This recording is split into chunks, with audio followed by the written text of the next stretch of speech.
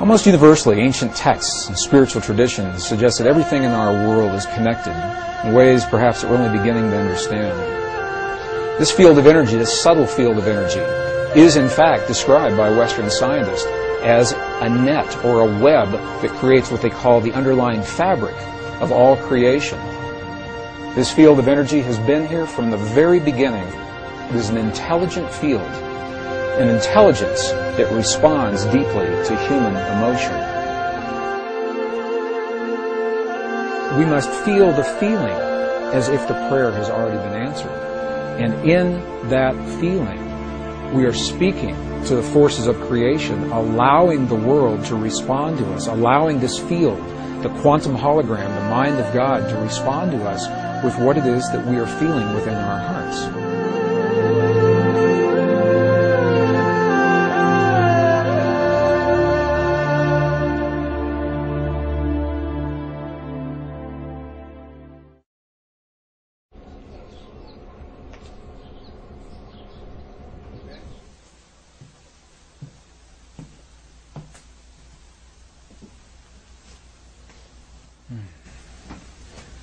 What would it mean if we discovered that each moment of our lives is part of a conversation, an ongoing dialogue with the universe around us? What if everything that happens in our lives, from the healing in our bodies to the peace of our world, to our marriages, our families, our romances, our divorces, all the things that we see as life in each moment of every day, what if they're a reflection of this intelligence, this field of energy that the ancients described in their language, and now that Western science is beginning to describe in the language that we recognize? Well, a growing body of scientific evidence suggests this is precisely the way that our world works. That the world, in essence, is nothing more and nothing less than a reflection of what we have become from within, our thoughts, feelings, emotions, our beliefs, our prayers. Princeton University physicist John Wheeler suggests precisely this concept in an interview recently. What he said was that we live in what he calls a participatory universe. But rather than thinking of the universe as something that's already created and that we're plopped down in the middle of it having these experiences, what Dr. Wheeler is suggesting is that the universe is a result of what we are doing in our lives. He says we're tiny patches of the universe looking at itself and creating itself along the way.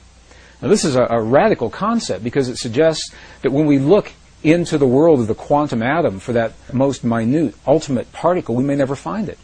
Because every time we look, the act of looking is consciousness, placing, creating, building something there for us to see. And when we look into the expanses, the vast expanses of our universe, searching for the very edge of what we call creation, we may never find it. Because the act of consciousness searching is the creative force that puts something in place. Well, growing body, scientific evidence suggests this is precisely the way our world works. And what we'll find as we discover through the experiments that have been done recently in the 20th century is that the ancients may have been very, very close, in fact, to describing precisely the way our world works in the language of another time. Between 1993 and the year 2000, a series of experiments were conducted in accredited scientific and academic institutions that are now supporting precisely the concepts that the ancients so clearly spelled out in the language of their time. 3 of these representative experiments are absolutely shaking the foundation of everything we now believe about physics and the way our world works, and are in fact suggesting that we are connected through this field of energy. The idea that there may be an all-permeating essence that connects everything is really not so new, even in the world of science. In the late 1800s, there was this tremendous spiritual revolution that was sweeping the earth. And at that time, there was a great debate as to whether or not this field actually exists. And during that time, it was called the ether field. In 1887, a very famous experiment was conducted to demonstrate once and for all, does this field exist or does it not exist?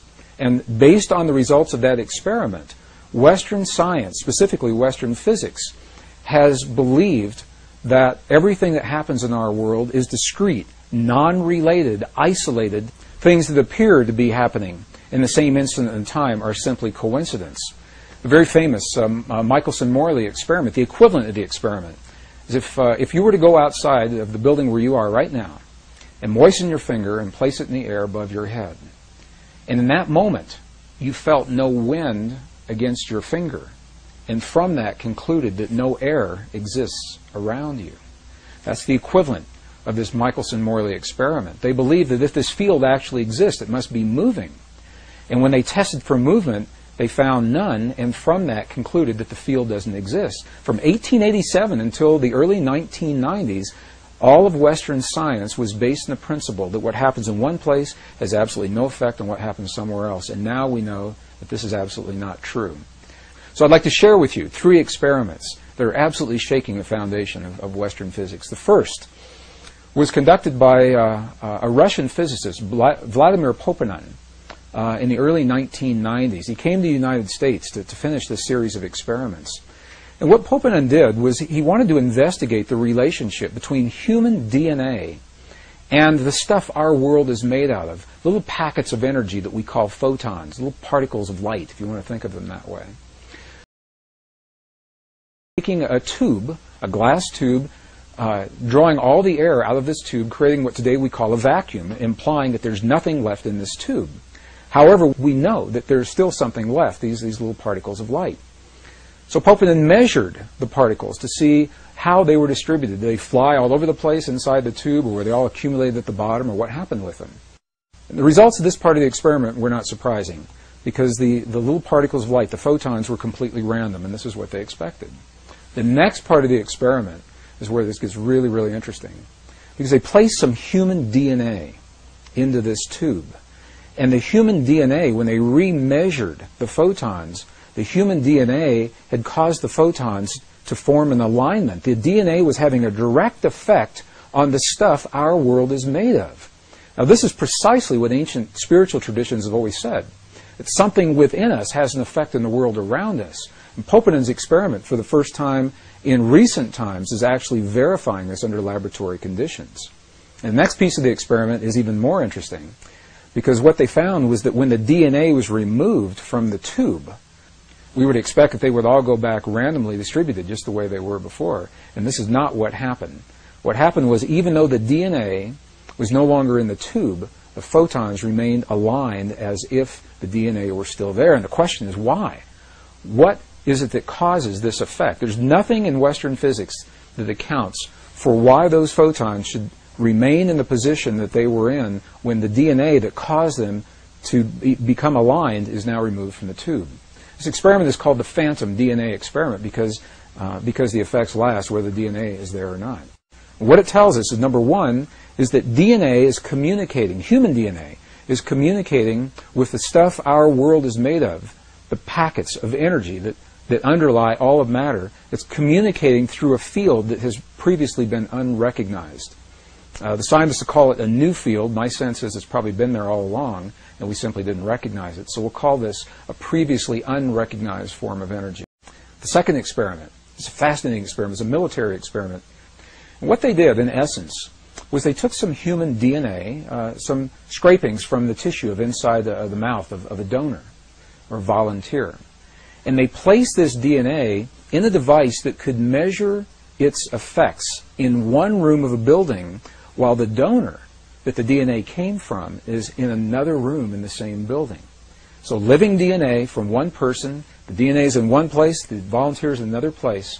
And what they did was they subjected the volunteer to what they called emotional stimulation that would elicit genuine responses of emotion, of joy or sadness or fear or anger or rage in one part of the building. And they were measuring the DNA to see if the DNA would affect to the donor's emotions. Now, why would it? In Western physics today, there's absolutely nothing that suggests that that DNA is still linked to the donor, on the one hand. And on the other hand, as they conducted these experiments, what they found was just the opposite. What they found was that when the donor was having his emotional peaks and valleys in one room, the DNA was having its emotional peaks and valleys in another room at exactly the same time. And we hear about experiments like this. We think of an energy that's being transmitted from point A to point B. And if the energy comes from one place and has to get somewhere else, you would expect that there would be a lag time, a little bit of time between when the emotion is created and when the DNA is responding. That's not what happened. What happened in these experiments, and this is very, very key to where we're going as we begin talking about the power of prayer. What happened in these experiments is that the effects were simultaneous. They were instantaneous. The instant that the donor was having his emotion, the DNA was already affected as if there were no transition time between the two. Well, these experiments were first conducted within rooms that were separated by distances of maybe 50 feet. Later experiments, however, were conducted where the DNA and the donor were separated by hundreds of miles. I had the opportunity to meet the designer of one of these experiments, Dr. Cleve Baxter, and he shared with me one of the experiments that he had designed where the donor was in Los Angeles, but the DNA was in Phoenix, Arizona, almost 400 miles apart. And the effects were precisely the same. Whether they're in the same building or separated by 400 miles, the effect is instantaneous. This opens the door to all kinds of possibilities as to how that DNA remained linked to the donor.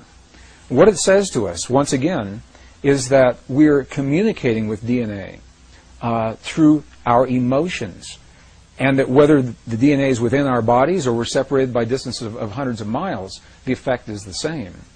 We call this a non-local energy. It means it's everywhere all the time because the energy doesn't have to travel from point A to point B. So the third experiment was conducted again in the early 1990s by the Institute of Heart Math, a pioneering research organization based in Northern California that are exploring the human heart is much more than simply as a pump that moves blood through our bodies. And although our hearts do precisely that, it may be the least of what our hearts do. They're discovering that our hearts are the strongest magnetic field in our bodies, and the electromagnetic field that is produced by our hearts has an effect that extends well beyond our bodies. The Heart Math Institute had earlier discovered that around every human heart there is a field of energy shaped like a tube. It's called a tube torus, and extends between 5 and 8 feet beyond the human heart. And the question is, in this already acknowledged field, could there be another form of energy that is being carried by this body? So they designed an experiment to test precisely this theory. There's no surprise. They took some human DNA and they isolated the DNA and asked individuals that were trained to feel what are called coherent human emotions, very clear emotions of love, appreciation, compassion, or anger, rage, and hate, to have those feelings on demand. And as the people who were trained to have the feelings did so, they measured the way the DNA responded. And what they found was this. They found that in the presence of appreciation, love, compassion, forgiveness, the DNA became tremendously relaxed. And what we know from other experiments is that this relaxed state of DNA actually enhances our immune response. When you ask people what it is about the feelings of love and compassion that give us our high immune response, this may begin to tell us why, because the DNA is relaxed and actually allows certain portions of those little switches, if you want to think of them that way, to be enabled or turned on. And just the opposite is true as well. In the presence of anger, rage, hate, and jealousy, DNA was tightened like a little knot, and it actually shut down in some instances. Those little switches depleted the immune response. Intuitively, we know this. We know that when people live in a state of jealousy or anger or rage, that it depresses those portions of our bodies, and just the opposite, love, compassion, understanding, forgiveness, that those kinds of things are enhanced. And now, perhaps for the first time, these experiments are beginning to help us to understand why. It's the effect of human emotion on what is called the conformation or the shape of the DNA in our bodies. And what these experiments showed, and what the lab results, the lab notes in the published papers actually described, was that very specific kinds of human emotion have the power to change the shape of the DNA in our bodies.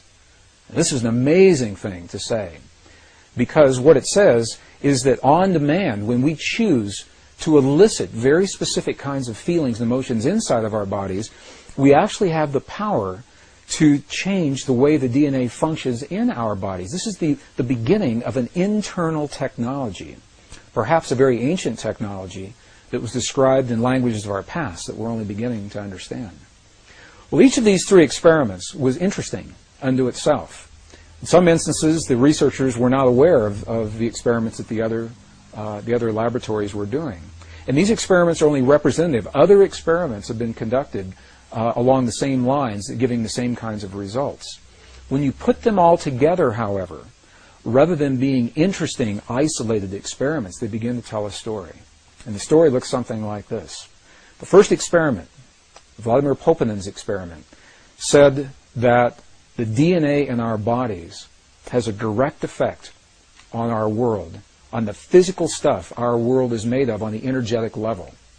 The last experiment shows that human emotion has the ability to change the DNA that's having an effect on the world around us. And the middle experiment, the one that was conducted by the United States Army, shows that whether we're in the same building or 400 miles apart, the effect is the same. We're not bound by space and time. And as a matter of fact, the results of the experiments are saying precisely this, that you and I have a power within our bodies that is not bound by the laws of physics the way we understand them today. That something within us linked directly to the emotion of our bodies, thoughts, feelings, our prayers, our beliefs, transcends the limits of time and space the way we begin to understand them today.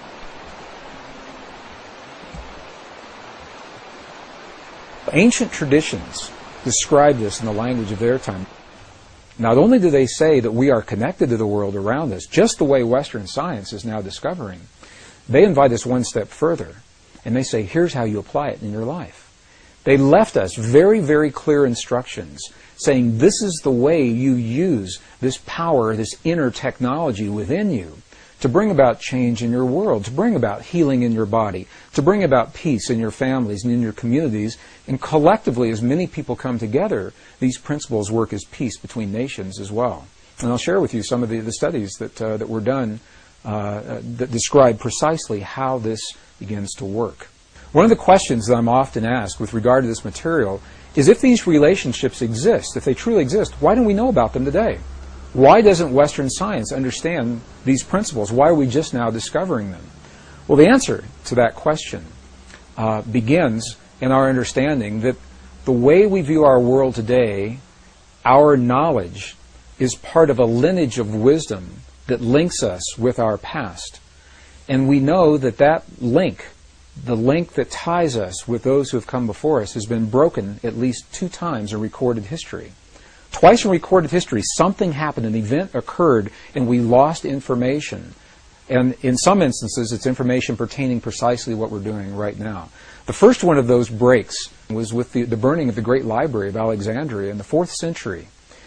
While we don't know precisely what was in that library, what we do know is that Roman historians had cataloged volumes and volumes of information. Scrolls is the way that material was written at that time.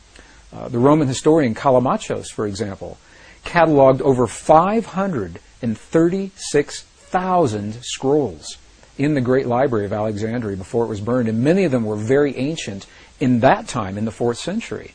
And we know that the scrolls contain some of the most ancient documents of the Hebraic, ancient Hebrew traditions, of the Egyptian astronomical traditions and medical traditions, much of the wisdom that had been passed down from thousands of years earlier, describing our relationship to our world, to one another, and perhaps to something even greater. When that library burned, we know we lost tremendous amounts of information then. And the second time was with the edits of the Western biblical texts, the biblical traditions in the 4th century as well, in the year 325 A.D. It was during this time in the early Christian traditions when the Emperor Constantine pulled together a council. And at that time there was no biblical text, nice, neat, compiled text the way we see it today. It was a loose assemblage. Many of the texts were redundant. Some of them were poorly written. And very few people were able to access this material. And Constantine, in an effort to make it more accessible to a broad general audience, pulled together a council within the church and said, "Council, make me some recommendations. What should we leave in? What should we take out? How should we arrange this material?" And the result of that was what we call today our Western biblical text, biblical tradition. We know that at least 20 books were completely removed, and another 20 to 25 were tremendously edited, and the remaining texts were condensed and rearranged into what we see today as our biblical text. So as good as our Bible is today, the best biblical scholars will openly and freely admit that it is incomplete. And we know this because we're finding these documents in places like the Dead Sea Scrolls Library. This is why they were so controversial. When we found the Dead Sea Scrolls for the first time, we were able to see many of these books in their original form. Some of them hadn't been seen for 1,700 years.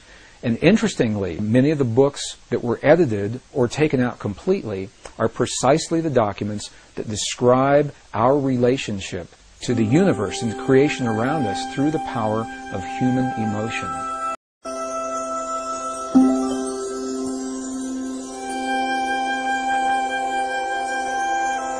So now that science is beginning to tell us in its language, ancient spiritual traditions have shown us in their way, and in our own texts and documents, we're seeing references to precisely how these principles work. The question is, how do we apply them in our lives? How do we go about making use of this relationship between thoughts, feelings, and emotions inside of our bodies and what's happening in the world around us?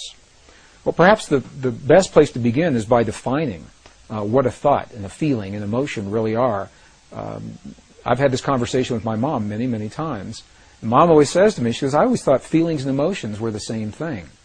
And while they're closely related, there is a difference.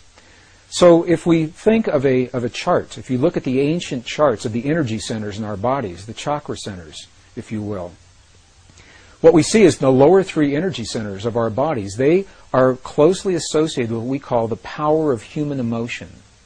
And the ancients said we're capable of only two primary emotions. They said we're capable of the emotion of love, and whatever we believe the opposite of love really is.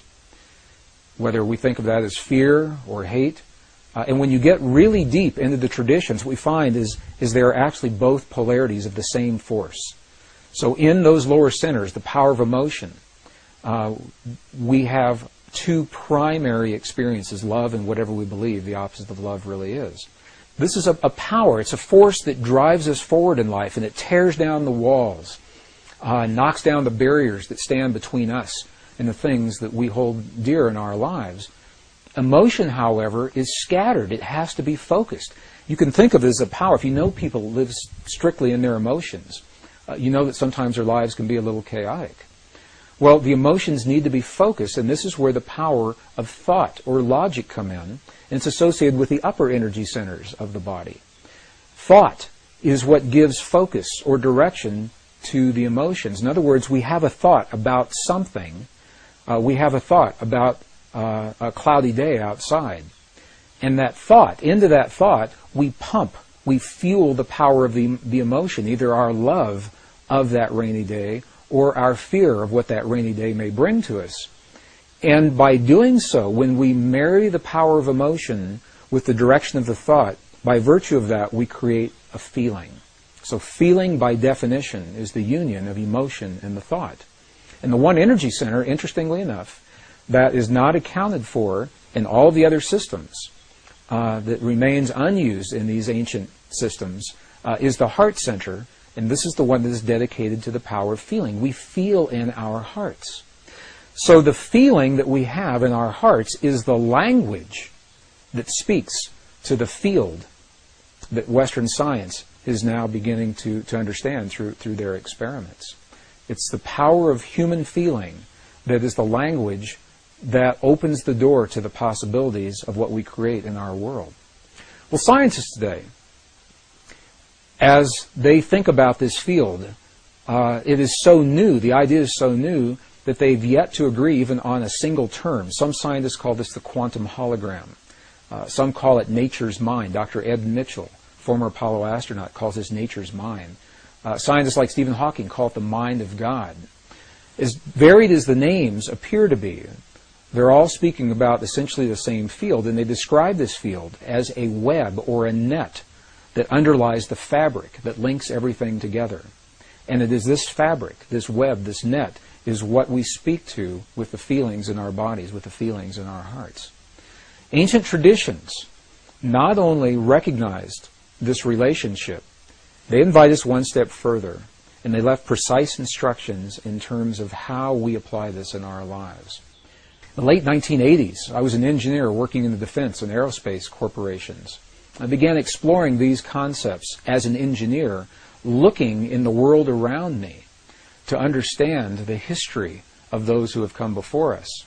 And it is that thinking that led me into the journeys of some of the most amazing places in the world, from the temples in Egypt, the Andes Mountains in Bolivia and Peru, into India and Nepal, the highlands of central China and Tibet, all through the American desert Southwest, searching for information and clues that would help us to understand how we relate to the world and how we can use this power of feeling, this power that speaks the language, the world around us.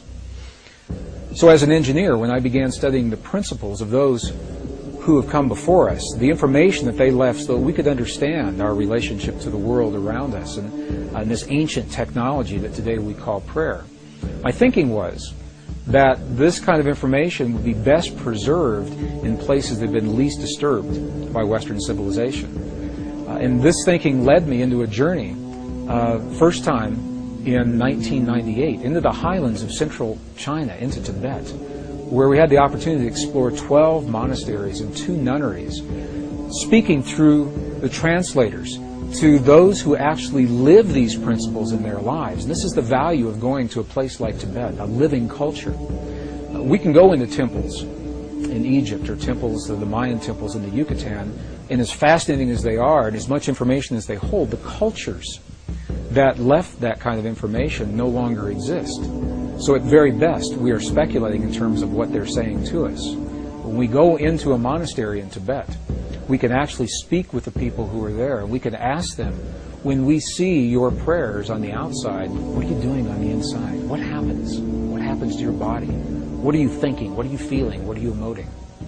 Well, it was in Tibet where I had the opportunity to meet with an abbot of one of the monasteries, and I asked him through the translator. Same thing we'd ask all of the monks and all of the nuns, and it was his answer that was so clear to me. And I asked him, when we see your prayers for 12 and 14 and 16 hours a day, when we see the mudras and the mantras and the bells and the bowls and the gongs and the chimes and the chants that you're doing in your prayers for so long on the outside, I said, what are you doing on the inside? What happens on the inside? And the abbot looked at me, and I like to think he was laughing with me. He may have been laughing at me, because he said through the translator again, he said, you've never seen our prayers, because a prayer cannot be seen. He said, what you have seen are the things that we do to create the feeling in our bodies. And the feeling is the prayer. Then he turned the question on me, and he said, how do you do it in your culture? How do you do this in your culture? And I began to think about the way we think about prayer in our culture today. When we lost the texts that describe how the power of emotion and feeling are actually the language that connect us with the universe and the creation around us, we began to believe that words are simply the prayers. That if we say the right words, the right number of times, the right day of the year, the right time of day, that we've said the prayer. And as well-intentioned as those prayers may be, what we know is that there is a modality of prayer that carries us far beyond where simply offering the words will carry us.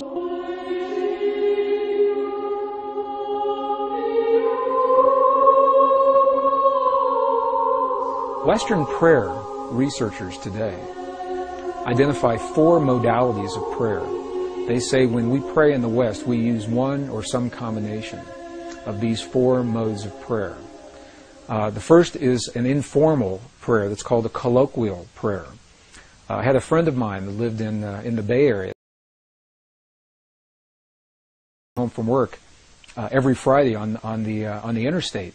Dear God, if you let me get to the Conoco station before my tank runs out of gas, I'll never let my tank get this low again. And that is an informal prayer to God. The second mode of prayer is what is called a petitionary prayer, where we petition the powers to be. We petition the angels, or we petition God. Amen. Dear God, I claim the right to heal and be healed now in all past, present, future manifestations. That would be a petitionary kind of prayer. The third mode of prayer is a ritualistic prayer. Now I lay me down to sleep. God is great. God is good. And the fourth mode of prayer is a prayer that has no words. It's simply a meditative prayer where we become aware of a presence around us and in the silence. And there's some dispute as to whether or not this is even a mode of prayer or not. But this is the way Western prayer researchers typically think of prayer in our world today. And as good as those modes are, and as well as they describe the way we pray, there's always been another mode, a fifth mode, that is not described in these modalities. And this is precisely what the abbot in Tibet was describing to us. He was describing a mode of prayer that's based in feeling. And he said, we must feel the feeling as if the prayer has already been answered. And in that feeling, we are speaking to the forces of creation, allowing the world to respond to us, allowing this field, the quantum hologram, the mind of God, to respond to us with what it is that we are feeling within our hearts. So, rather than praying and feeling powerless in a given situation, dear God, please let there be peace in the world, this mode of prayer invites us to feel as if we are participating in that peace, just as John Wheeler suggested, that we are part of all that we see. And as we feel the peace in our world or the healing in the bodies of our loved ones, we are actually empowering the field to mirror that back to us in a way that will bring those changes about in our lives and in our world. Well, this is precisely what the abbot was saying to us in the monastery in Tibet. In the early 1990s, I had the opportunity to see this mode of prayer, this feeling-based prayer, enacted in a real-time situation. And I'd like to share the story because it perhaps best describes what otherwise is a nebulous concept regarding precisely how feeling-based prayer works in our lives. During the 1990s, early 1990s, the desert Southwest was experiencing one of the worst droughts in history. And a Native American friend of mine invited me to join him one day in a place in the high deserts of northern New Mexico to share in a prayer of rain. He didn't have to ask me twice. I said, you bet, I'd love to participate and see what this prayer is all about. So we met at an agreed upon location, and we hiked through several 100,000 acres of beautiful high mountain desert sage until we came to a place that was so old. Even the people today don't know who built this place. It was essentially a stone circle. And each stone was placed just as it was by the hands of the ancestors. So it was in this place that my friend began his prayer. What he did was he removed his shoes, stepped into the circle in his bare feet. He honored all of his ancestors. He simply said, all of my ancestors, all of my ancestors. Honored the four directions. He turned his back to me, held his hand in a prayer position, just a few seconds. And then he turned around and looked at me, and he said, I'm hungry. Let's go get a bite to eat. And I said, I thought you were going to share this prayer. I thought you were going to pray for rain. And he looked at me, and he said, no. He said, because if we prayed for rain, rain could never happen. Because the moment you pray for something to occur, you've just acknowledged that it does not exist in that moment. And I thought about what he said. It made a lot of sense to me. If I say, dear God, please let there be peace in the world, what I'm saying in that moment is that peace isn't there. And I may inadvertently be empowering the very condition that I would like to change. And the same with a healing in my body or the body of my loved ones. So I asked my friend, I said, if you didn't pray for rain just then, what did you just do? What happened when you closed your eyes?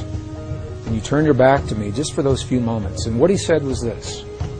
He said, when I closed my eyes, I began to feel the feeling of what it feels like to have rain in our Pueblo village. He said, I smelled the smells of what it smells like when the rain falls off the earthen walls of our buildings. And I felt the feeling of what it feels like with my naked feet in the mud. There's so much mud because there's been so much rain. And he said, in that way, I opened the door to the possibility to bring rain into our world. Well, I think about this mode of prayer a lot. Later that afternoon, something amazing happened. I was watching the weather maps, and the drought that had happened for so long suddenly changed. We saw the high-pressure system move across Utah and then dip down from Colorado into northern New Mexico and make a little U-turn and come right back up. We had rain that night. We had rain all the next day. It rained, and I called my friend. And I asked him, I said, there's so much rain, the valleys are flooding, the roads are flooding. What in the world is going on? And he was quiet just for a moment, and he said, that's the part of the prayer. He said, I never quite figured out. So I have no way of scientifically validating that my friend's prayer had anything to do with that rain. But the correlations are so high. We see it happen so many times, we know there is an effect. 1972, 24 United States cities were used to conduct an experiment where people were trained to feel the feeling of peace in a very specific manner, and they were strategically placed in these cities. Each city had populations over 10,000 people. And these were documented in some of the very well-known TM studies that were done back in the early 70s. And what happened was, during the time that the people were feeling the feelings of peace in the community around them, beyond the buildings where they were having their experience, the communities experienced statistically measurable reductions in crime, violent crimes against people, traffic accidents declined. In some cities like Chicago, where the stock exchanges, the stock market soared while peace was in place. And when they stopped their prayers, all those statistics reversed. And they did this time and time again to such a degree that the effect could be measured, and it was applied in an even greater experiment that was documented in the Journal of Conflict Resolution, 1988. And this was the experiment. It was called the International Peace Project in the Middle East. And what happened during the Israeli-Lebanese War in the early 1980s, as a result of these earlier studies, people who were trained to feel the feelings of peace were positioned throughout the war-torn areas in Israel and Lebanon. And during the time, what the researchers called the window, the prayer window, when they were feeling, people that were trained to feel the feelings of peace in their hearts, when they were feeling those feelings, terrorist activities dropped to zero. Crimes against people declined. Emergency hospital room visits declined. And they tried doing these experiments different times of day, different days of the week, to make sure it wasn't an effect of weeks or weekends or holidays, or different times of the month to make sure it wasn't an effect of lunar cycles affecting people. And when the studies were complete, what they found, although we may not know precisely why this effect happens the way it happens, we know the correlations are so high that when a certain number of people begin to feel the feeling of peace or healing in their bodies in one place, the effect carries into the community beyond the place where these people are. And it is so precise that we now know, the statisticians were able to determine precisely the number of people that are required to kickstart, to jumpstart this kind of an effect. So I'll share the formula, and then I'll describe what that formula means. The effect is first noticed when a certain number of people are participating. And that number, the minimum number, is the square root of 1% of a given population. So what does that mean? If you have a city of 1 million people, for example, you take 1% of 1 million on your little calculator, and then you take the square root of whatever that 1% was, and that number tells you how many people are necessary, the threshold number, to begin the effect. Obviously, the more people that participate, the greater the effect. For a city of 1 million people, that number is only about 100. In a world of 6 billion people, the square root of 1% of the given population is only about 8,000 people. 8,000 people, according to these studies, are the number of people, that's all that's required, to feel the feelings of peace in their hearts in a given moment in time, simultaneously, to kickstart, to jumpstart that consciousness linked through the field, as we know the field exists today, before that peace is felt in the world around us.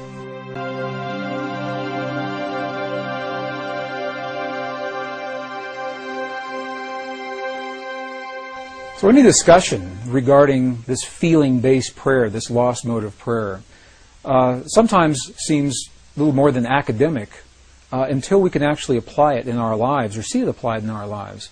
It's in the late 1990s that I had the opportunity to do precisely that.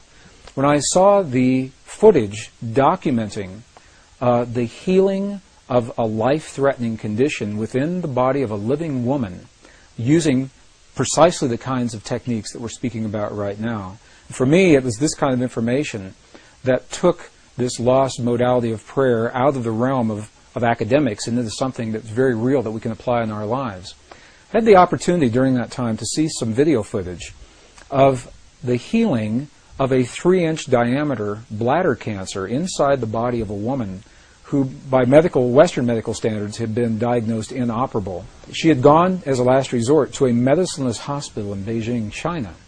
It was in this medicineless hospital where they began simply by addressing the life-affirming ways that she could change how she was living her life. They taught her life-affirming ways to breathe and life-affirming ways to nourish her body, gentle movements to stimulate the energy centers in her body.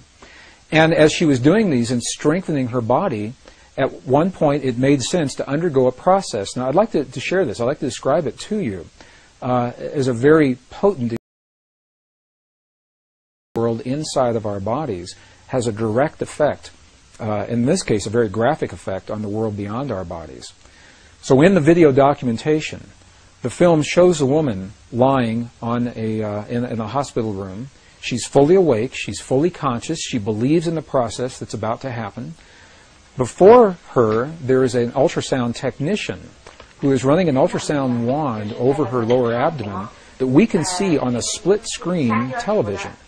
And on the left-hand side of the screen, they do a snapshot, a freeze frame of an instant in time for reference, so we can see what her condition looked like in that instant in time. On the right-hand side of the screen, we are able to watch real time as 3 practitioners stand behind her, working with the energy in her body and with the feelings in their bodies. And what they do is they begin to chant a word that to them they've agreed upon, that reinforces the feeling within them that she's already healed. The chant essentially says, already healed, already done. And as they begin to have this feeling and to say these words among themselves, on the computer screen, on the television screen, we can watch in real time this cancerous tumor as it disappears in less than 3 minutes real time. It's not like time-lapse on a documentary where you see a rose unfold in 30 seconds in something that normally takes days. This literally happens in less than 3 minutes. Her body responded to the feelings of the practitioners who were trained to have the kinds of feelings that they were having.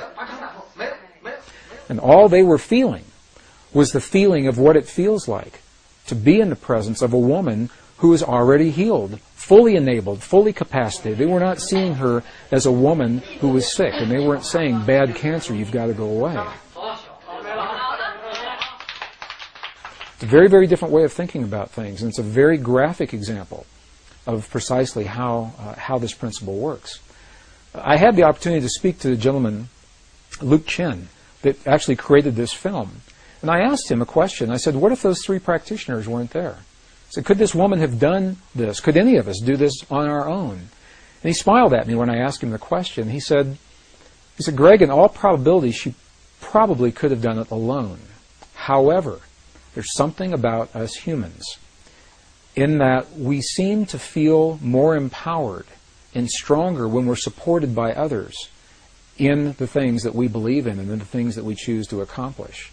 So while she probably could have had this feeling and done it herself, having these 3 practitioners work with her was the threshold that it took for her body to respond. All they were doing was having the feeling as if she were already healed, and in less than 3 minutes her body responded. What Western physics now is beginning to tell us is that the same energy, the same field that led to the healing in this woman's body also leads to peace between nations. It's the same thing, different scale, same. And I've been involved in experiments where hundreds of thousands of people joined together through the World Wide Web. We were coordinated on the internet at a given hour of time, a window of time, when we were trained to feel the feelings of peace in our bodies during that time. And when we did that, statistically what happened in events around the world. There were wartime events. There were bombings, aerial bombings in Iraq that were scheduled, that were reversed during the window of time when this prayer was happening. Crimes against people declined. Emergency hospital room visits declined.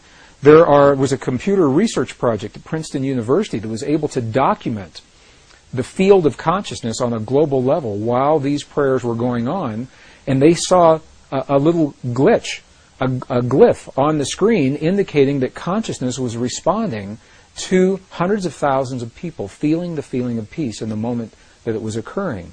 And what this tells us is that the field we're working with is a measurable field. You can pick it up with equipment. It can be measured on the computer screen. This was part of the research project at Princeton University that was called the Global Consciousness Project. So the field is real. It's out there. And it responds to us in ways now that we're only beginning to understand. Even more recently, the research that's been done by the scientist Masaru Emoto regarding the relationship between human emotion, human feeling, and water drops is showing this relationship even more poignantly. What has happened is that these scientists, this particular research project, has discovered that droplets of water that make up over 70% of our world anyway and 70% of our bodies, that these droplets of water respond to human emotion, whether it is felt in the body or as it is actually written on labels that are placed onto vials of water, and the emotion of the researcher as the labels are being written and placed onto those vials. The vials are then frozen for a specific period of time, removed from the freezing process, and as they begin to thaw, they crystallize. And the crystals are the telltale sign of what is happening with the emotion. For example, they've taken water, highly polluted, highly toxic water, from some of the most polluted dams in the center of Japan. This water has never been known to crystallize. They just can't get it to crystallize. And when you look at it under a microscope, what you see, it's a very muddy, very nebulous form. There's no symmetry. There's no crystalline structure whatsoever before the emotions are in place. After the emotions are there, for example, when 500 people pray over some of this most polluted water, the before image shows the water in its toxic state. The after image of the same water shows this water beautifully formed, beautifully clear, beautifully crystalline, perfectly symmetrical, purely from the result of human emotion interacting and human feeling interacting with this field of water. Some of the other research has shown families where children and their parents have encircled a vial of water in a room that has never been found to crystallize. Again, some of the very highly polluted and toxic water. And what they do, they make a game out of it. The children, they send love to the water. They say, "We love you, water. We appreciate you, water. Thank you, water, for what you bring to our world and our lives." And in that innocence, they are eliciting these genuine states of emotion. And as the research continues, it is precisely these vials of water that have received this kind of energy from the children and their families, feelings that the ancients called prayer, that the water begins to crystallize into beautiful, symmetrical, very clear forms, showing once again that there's a direct effect between what we feel in our bodies and what's happening in the world beyond our bodies. And it's a beautiful, beautiful, very poignant example of how each of us has an opportunity to participate, not to control and manipulate, but rather participate in the events of our world, the events of our lives, our families, our communities, and our bodies through the field that links all in creation.